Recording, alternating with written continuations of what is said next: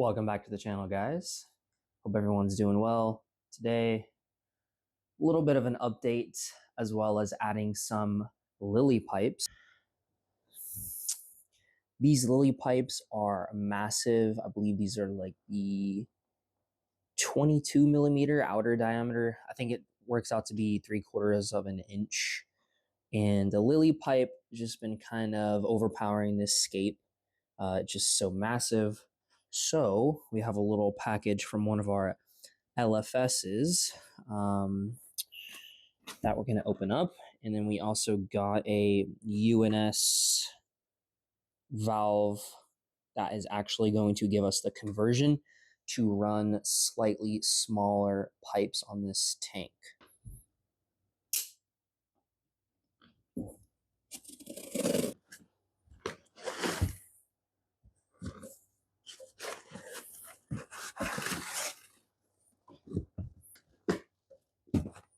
Alrighty, doing that one-handed was a little bit of a challenge, but got some new hose, and we did go with some ADA pipes.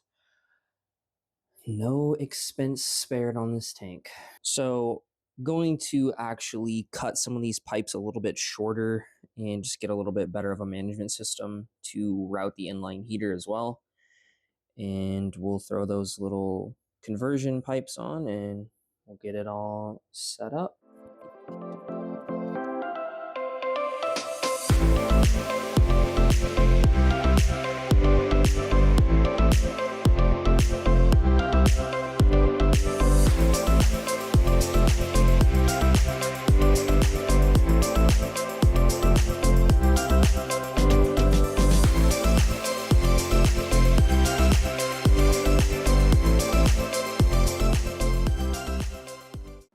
Already got them all set up. Looks a lot more sleek, not as huge and oversized for this tank. And obviously the clear piping looks a lot better as well, and cannot go wrong with ADA. High quality Japanese company. Definitely a little bit more balanced. Those other lily pipes were way overpowering for this size of tank. I also switched out this light. I did some PAR readings with the C03X, and it was extremely bright for this tank, with it being, non-CO2 injection, aka low tech. It was causing a lot of this fuzzy hair algae. You can kind of see some of it there in some little spots around the tank. Definitely an imbalance with light. I was hitting like really high PAR readings, like upwards into the 150s with that C03X, just because of the height off the water surface.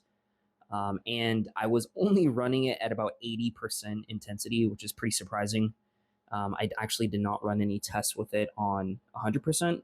I'll be doing that once I set up the 50 gallon or the 90p. But as you can tell, I am running a fan, a little bit of a heat wave right now.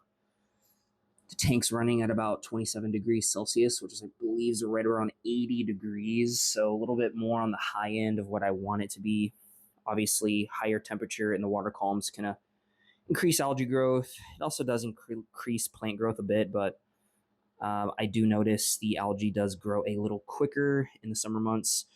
I actually was sitting around 28 degrees C, which is almost 82.5 degrees Fahrenheit. Which is definitely a little bit too hot for this tank. So we'll see. Fan's been on for about 2 hours and it dropped about 1 degree Celsius. So we'll see if it drops any more. Might have to add a secondary fan because tomorrow is going to be a little hotter. But I would definitely say this Kessel 80, I think it's a Kessel A80 Tuna Sun. Definitely a little bit more balanced for this tank. I am getting around 40 to 50 PAR, depending. Obviously in the shade it's a little less, 20 PAR. But on average, I'm probably sitting around 45 to 55 PAR in most areas in this tank, which I think is going to really help me combat these algae issues that I've been dealing with. But as far as plant growth, I'm still not dosing any XL. I want to see if dropping my lighting is going to give me a better balance. The plants are definitely looking pretty healthy. I would say this tank is balancing out pretty nice. That boost right there is looking pretty good as well. But definitely looking forward to how this A80 is going to work out on this tank. Um, I don't know, guys. I'm kind of nervous that I am going to get some plants kind of reaching out a little bit more in these more shaded areas. So I'm really going to have to keep these lilies kind of beaten back so they don't overshade the tank.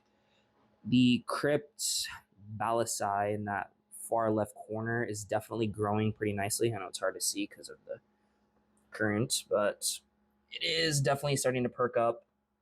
There's some more algae back there. But I will keep you guys posted on more to come. One thing I'm also noticing is some slight pinholing on this tiger lotus. I don't know if that is just having a difficult time. Maybe the stem of that leaf got a little damaged. I'm not really noticing any pinholing in any other plants.